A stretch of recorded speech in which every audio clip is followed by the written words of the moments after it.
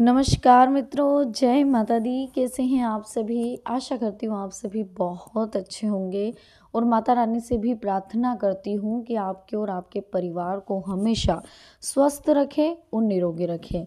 तो वर्तमान वातावरण को देखते हुए हमें हमेशा हमारे घर पर रहना है, स्वस्थ रहना है और सुरक्षित रहना है।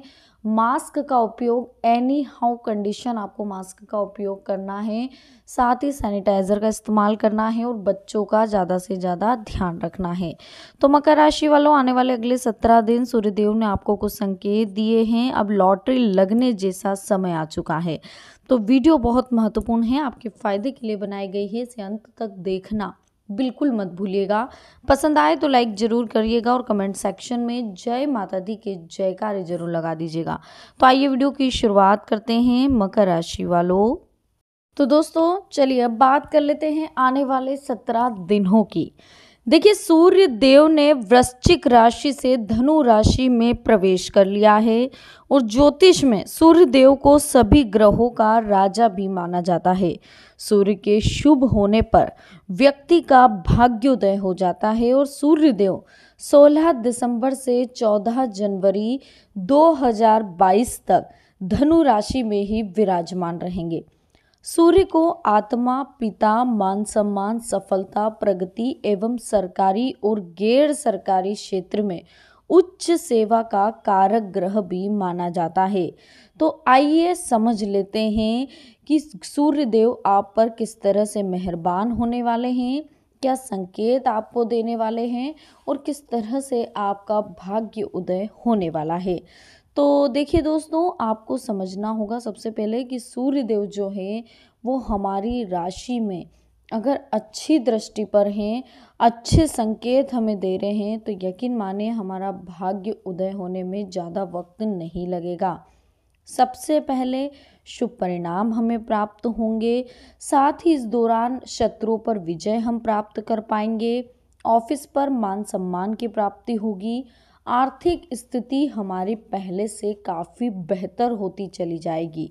स्वास्थ्य में भी सुधार होगा। वैवाहिक जीवन सुखद रहेगा। धन लाभ होगा। आर्थिक पक्ष भी आपके मजबूत होंगे। देखिए दोस्तों, हिंदू धर्म में पंचदेवों में से सूर्यदेव को भी एक माना गया है। वहीं ज्योतिष में भी सूर्य का बड़ा महत्व है। ज्योतिष के अनुसार सूर्य को ग्रहों का राजा माना जाता है। यह मनुष्य के जीवन में मान सम्मान, पिता पुत्र और सफलता का कारक भी माने गए हैं। ज्योतिष के अनुसार सूर्य हर माह एक राशि से दूसरी राशि में प्रवेश करते हैं। इस तरह से 12 राशियों में सूर्य एक वर्ष में अपना चक्र पूर्ण करते हैं। सूर्य को आरोग्य का देवता माना गया है। सूर्य के प्रकाश से ही पृथ्वी पर जीवन संभव है। सूर्य को प्रतिदिन जल देने से जातक को आध्यात्मिक लाभ प्राप्त होते हैं, साथ ही स्वास्थ्य की भी प्राप्ति होती है, यानी कि अच्छा स्वास्थ्य सूर्य की कृपा से आपको मिल पाता है। साथ ही दोस्तों, रविवार को व्रत करना चाहिए अगर आप सूर्यदेव को प्रसन्न करना चाहते हैं तो। शास्त्रों के अनुसार लगातार 1 वर्ष तक हर रविवार व्रत करने से हर तरह की शारीरिक पीड़ा से आपको मुक्ति मिलती है। 30 या 12 रविवार तक इस व्रत को करने के भी विशेष लाभ है। शास्त्रों में लिखा है, सूर्य का व्रत करने से काया निरोगी तो होती ही है, साथ ही अशुभ फल भी शुभ फल में बदल जाते हैं। अगर इस दिन व्रत करें, कथा सुने तो इससे मनुष्य की सभी मनोकामनाएं पूर्ण होती है। साथ ही मान सम्मान, धन, यश और अच्छे स्वास्थ्य की प्राप्ति होती है। यही नहीं, अगर किसी जातक की कुंडली में सूर्य की स्थिति ठीक नहीं हो तो उसे भी अवश्य व्रत करना चाहिए। सूर्य के लिए व्रत आपको रविवार के दिन करना चाहिए। रविवार को सूर्यदेव के व्रत को करने से पहले आपको संकल्प लेना जरूरी है कि कितने रविवार आप ये व्रत करेंगे। साथ ही इसके बाद आने वाले रविवार से इसे शुरू करें। रविवार के दिन सुबह लाल रंग के कपड़े पहने सूर्य मंत्र का जाप करें। इसके बाद सूर्यदेव को जल, रक्त, चंदन, अक्षत, लाल पुष्प और ध्रुवा से अर्घ्य देकर पूजा करें।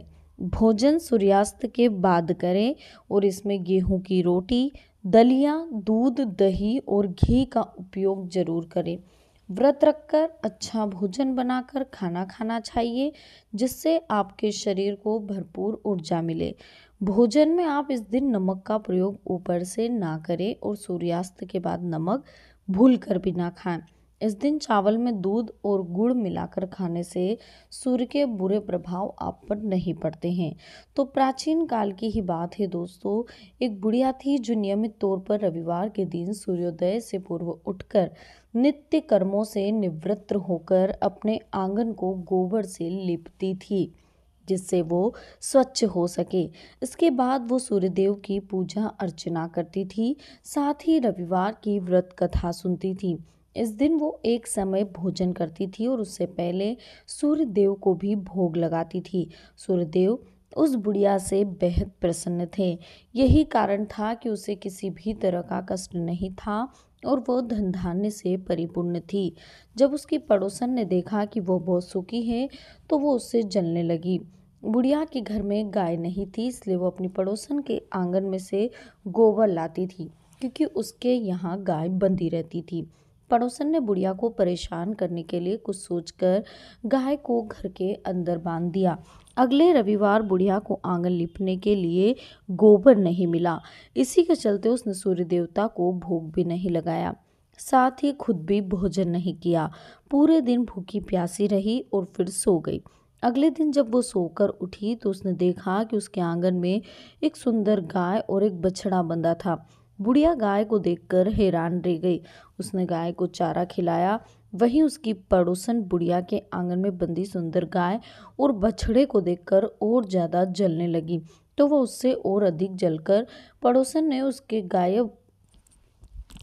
गाय के पास सोने का गोबर पड़ा देखा, तो उसने गोबर को वहां से उठाकर अपनी गाय के गोबर के पास रख दिया। सोने के गोबर से पड़ोसन कुछ ही दिन में धनवान हो गई। ये कई दिनों तक चला। कई दिनों तक बुढ़िया को सोने के गोबर के बारे में कुछ पता नहीं था। ऐसे में बुढ़िया पहले की तरह ही सूर्य देव का व्रत करती रही, साथ ही कथा भी सुनती रही। इसके बाद जिस दिन सूर्य देव को पड़ोसन की चालाकी का पता चला, तब उन्होंने तेज आंधी चला दी। तेज आंधी को देखकर बुढ़िया ने अपनी गाय को अंदर बांध लिया। अगले दिन जब बुढ़िया उठी तो उसने सोने का गोबर देखा, तब बेहद आश्चर्य हुआ। तब से लेकर आगे तक उसने गाय को घर के अंदर ही बांधा। कुछ दिनों में बुढ़िया बहुत धनी हो गई। बुढ़िया की सुखी और धनी स्थिति देख पड़ोसन और जलने लगी। पड़ोसन ने उसने अपने पति को समझा बुझा कर उसे नगर के राजा के पास भेजा। जब राजा ने उस सुंदर गाय को देखा तो बहुत खुश हुआ। सोने के गोबर को देखकर उसकी खुशी का ठिकाना नहीं रहा। नगर के राजा के पास भेज दिया गया।